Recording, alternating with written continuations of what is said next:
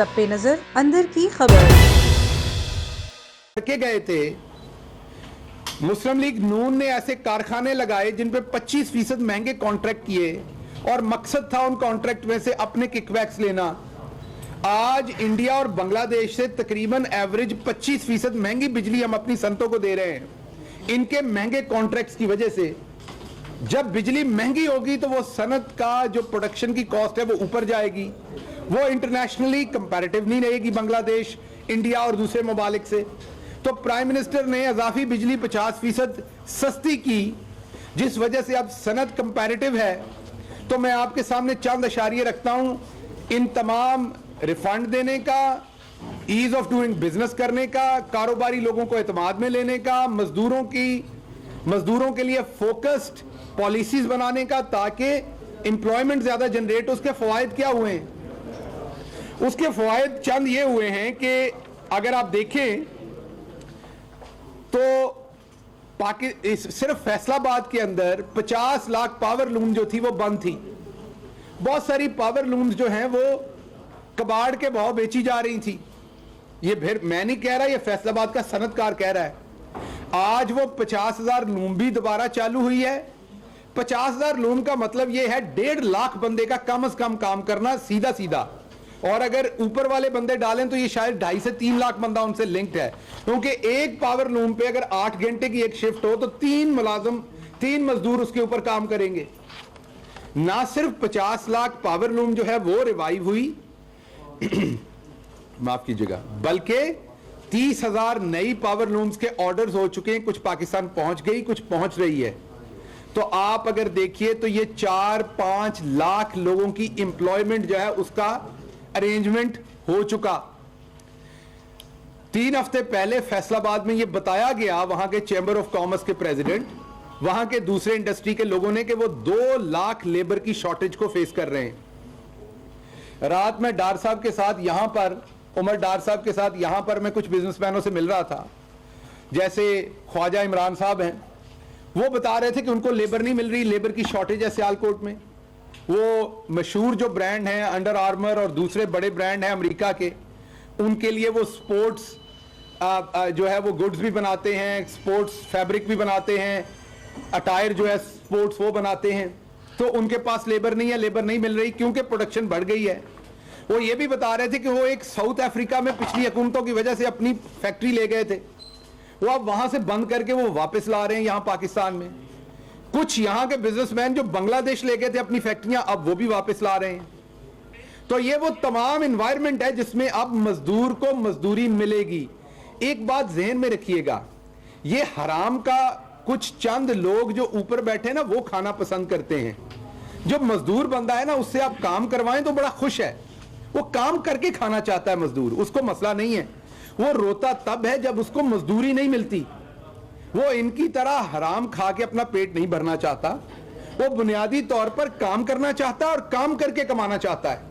लेकिन उसके लिए मसला होता है जब उसे फैक्ट्रियां बंद हो जाती हैं, उसे मजदूरी नहीं मिलती।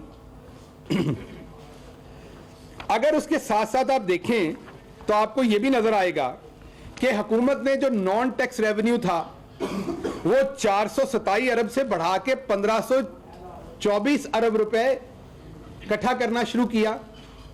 ये तमाम चीजें भी ऑफ कोर्स फिर आप रिबेट में, ये तमाम चीजें इस्तेमाल हो सकती हैं सब्सिडी में, हेल्थ केयर में। जैसे उस्मान बुजदार साहब ने कल बहुत बड़ा ऐलान किया कि दिसंबर 2021 तक पंजाब के हर फर्द को, गरीब अमीर हर घराने को, आप सबको, हम सबको, पीएमएलएन के सारे वोटर्स को, उनके तमाम लीडरों को, क्योंकि वो तो रहते ही बीमार हैं, उन्हें तो सबसे ज्यादा हेल्थ कवरेज की जरूरत है। ये यहां पे ख्वाजा आसिफ हैं, वो जिदों फंड लगो मैं बीमार हैं जी, हारन लगे तो मैसेज कर देंगे ने किते। वो पहले 2002 हारन लगे, उस वेले भी उन्होंने किसी को मैसेज किया सी, फिर बड़ी टिठाई नाल फोन ते आ कहंदे ने जी मैं कॉल नहीं सी कीती, मैं मैसेज कीती सी। वो तेरी उन्हां नाल एडी वाकफियत नहीं है ना कि तू कॉल करें तो चुके, तू मैसेज ही करना सी। जिथे बंदे दी फ्रैंकनेस होवे उत्थे बंदा कॉल करता है, गल हो जाती है। वो तू मैसेज ही करना सी भाई कि मेरा कुछ सोचो।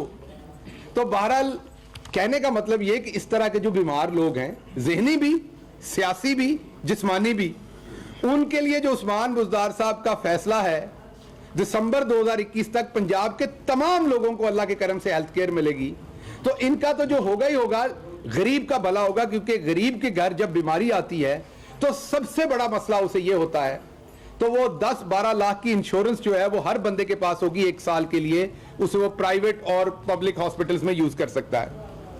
ज़र मुबादला के ज़खायर की अगर बात करें तो आज अल्लाह के करम से तकरीबन 20 अरब के करीब आपके ज़र मुबादला के ज़खायर हैं जो खजाना ये खाली करके देके गए थे। अगर आप स्टॉक एक्सचेंज की बात करें तो ये 2020 के सारे साल में स्टॉक एक्सचेंज जो है वो पूरी दुनिया में तेजी के लिहाज से, बिजनेस की प्रोग्रेस तेजी के लिहाज से दूसरी पूरी दुनिया की स्टॉक एक्सचेंज है। एशिया की तेजी के लिहाज से जारी बात है पहली स्टॉक एक्सचेंज। तो पाकिस्तान की माइशत बहुत दिगरगुं हालात में थी जब हम आए थे अपना पेट काट के। जब मैं पेट काट के कहता हूं तो कहां पे 70% वजीर आजम उसका पहले साल में खर्चा कम किया गया, 60% दूसरे में किया गया। इनके 5-5 कैंप ऑफिस थे, वजीर आजम पाकिस्तान का एक कैंप ऑफिस भी नहीं है। अपने घर में रहता है, अपना सुई गैस, अपनी बिजली का पैसा अपनी जेब से देता है।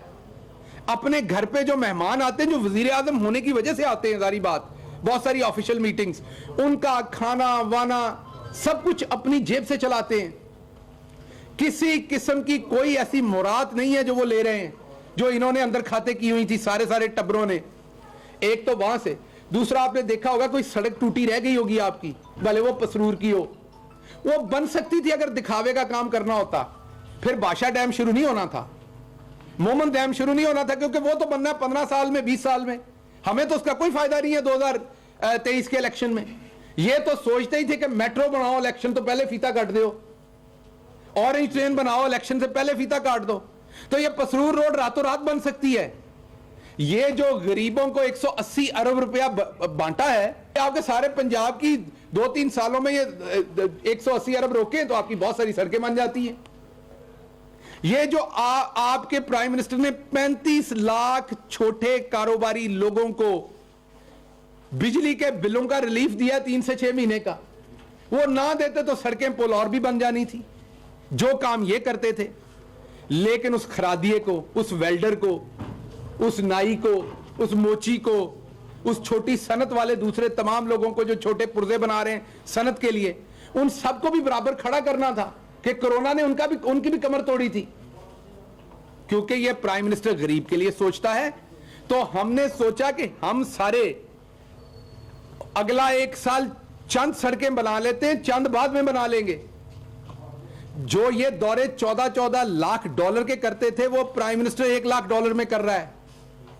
काबुल का दौरा 1 दिन का ये लाखों डॉलर में करते थे, प्राइम मिनिस्टर सिर्फ 10,000 डॉलर में कर रहा है।